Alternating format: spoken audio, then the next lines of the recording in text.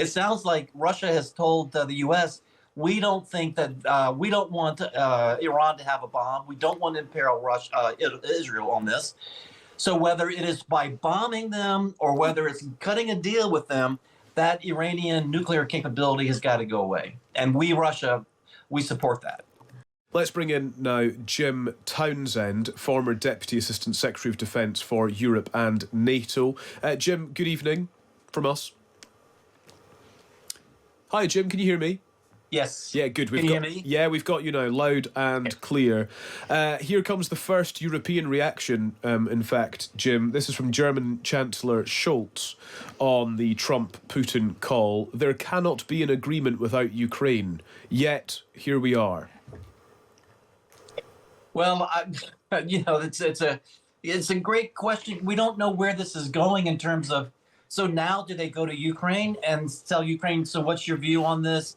Are you you want to tweak it here, tweak it there, or is it take it or leave it? Are they going to go to Ukraine and say this is the best we can do, and you're going to have to be, you're going to have to accept this?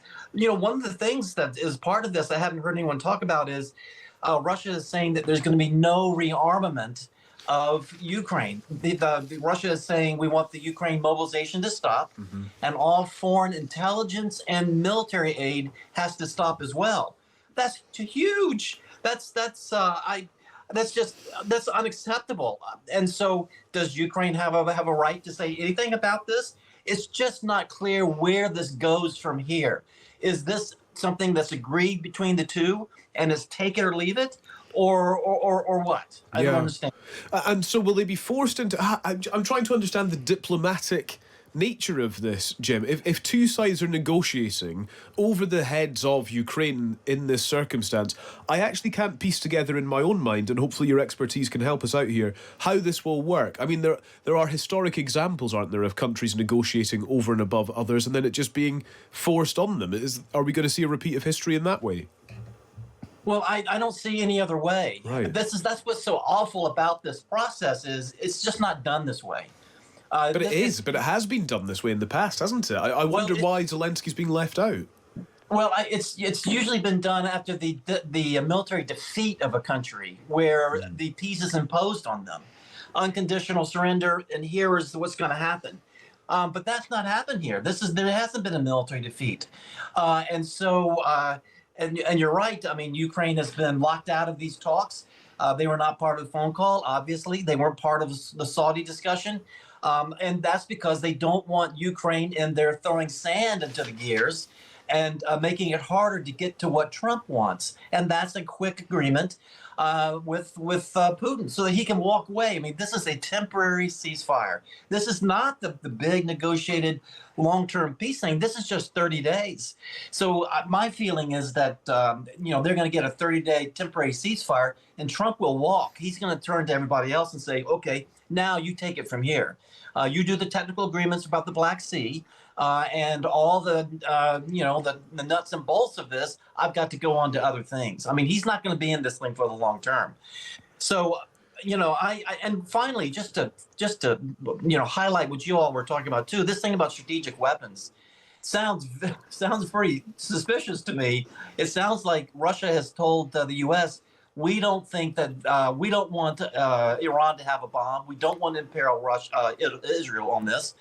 So whether it is by bombing them or whether it's cutting a deal with them, that Iranian nuclear capability has got to go away. And we, Russia, we support that. I was just going to ask, would you say it's possibly reading in too much to this readout that this could even be laying the groundwork for a potential US incursion or airstrikes on Iran? That's what I took away. Yeah, I also did. Yeah. Yeah, I agree.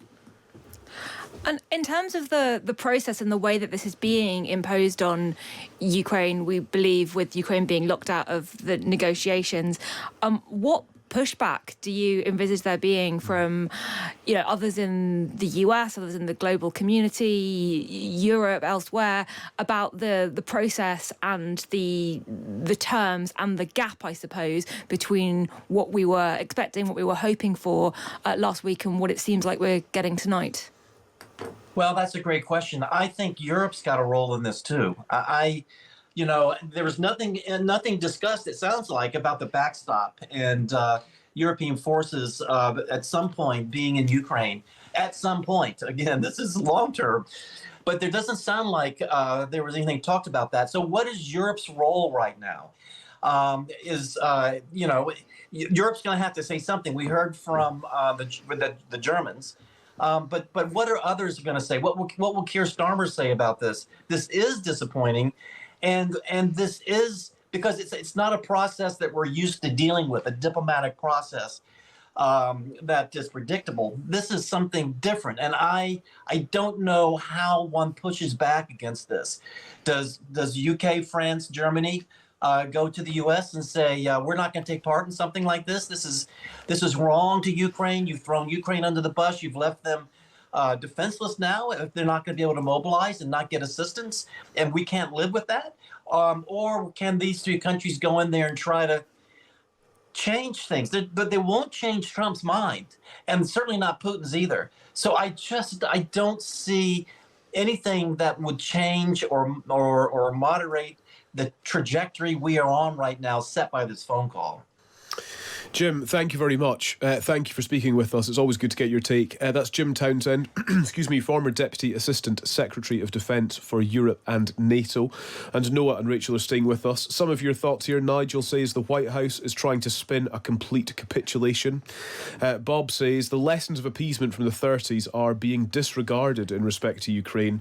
The human cost already paid with Ukrainian blood is for nothing. The UN, useless. NATO, powerless without the US. The UK finds itself without any meaningful self-defence or an effective attack force, yet we are in pole position in the coalition of the willing. When are we going to have the truth told to us? Noah, just before we go to the news, I was going to ask you about Keir Starmer's comments. So he spoke to President Trump last night, didn't he? Issued some comments today ahead of last night as well, ahead of the phone call between Trump and Putin, which, I mean, there was more detail in this, but he said Ukraine must be in the strongest possible position. And I'm just not sure if that is what has been realised today after this phone call. I mean, as with a lot of the sort of Trump-Starmer phone calls, the readouts that we get from Downing Street is just language. Right. And it's the same language and it's the same sort of sentiment. What we don't see is it really having a huge impact on the negotiations and what happens on the ground in the US and Russia. So I would say more warm words, but let's see what the next development is with the coalition of the willing. What is the next policy decision, the next practical step beyond language? And Rachel, this message from Catherine says, Starmer's so-called bridge isn't much use now, is it?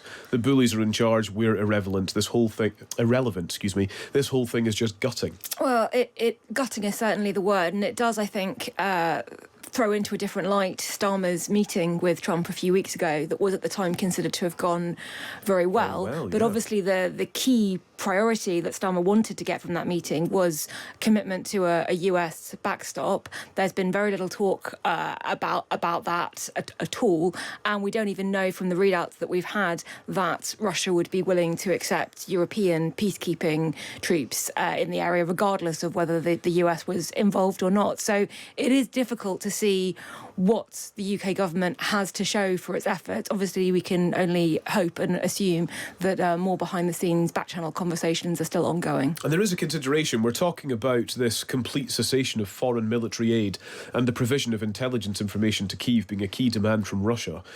There is a thought here that this might not happen. The 30-day ceasefire might not happen because that condition is not going to be welcomed, you would imagine. It's an impossible demand as far as Europe is concerned. It remains to be seen.